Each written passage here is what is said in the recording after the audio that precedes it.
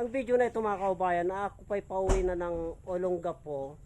At bago po ako uwi ng Olongapo ay gagawa po ako ng videos mga kaubayan dito sa Zambales. Kasi natutukan ko po itong uri ng mga halamang gamot mga kaubayan. Ito po yung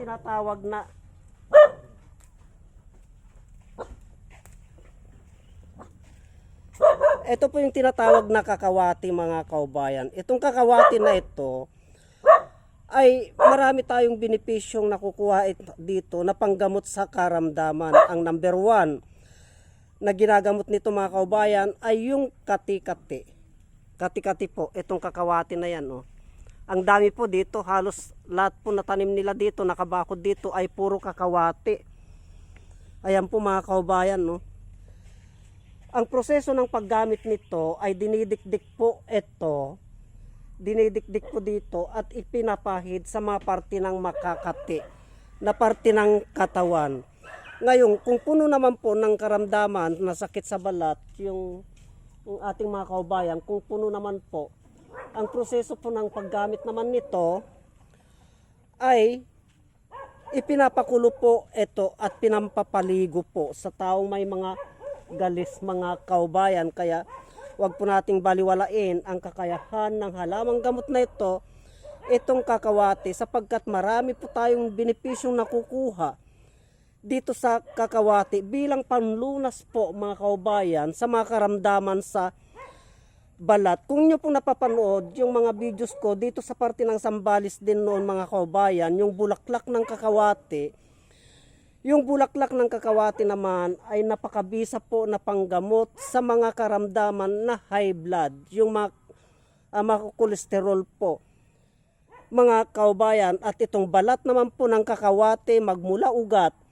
balat at dahon, ay yung ating mga kaubayan po na may mga karamdaman na psoriasis, basta't may problema po sa balat, ay ang kakawati po mga kaubayan, depende po sa klase ng sakit sa balat. Ngayon, pag puno na po ng sakit sa balat, yung ating mga kaubayan, pag napuno na po yung kanilang katawan, ay pinapakulo po namin.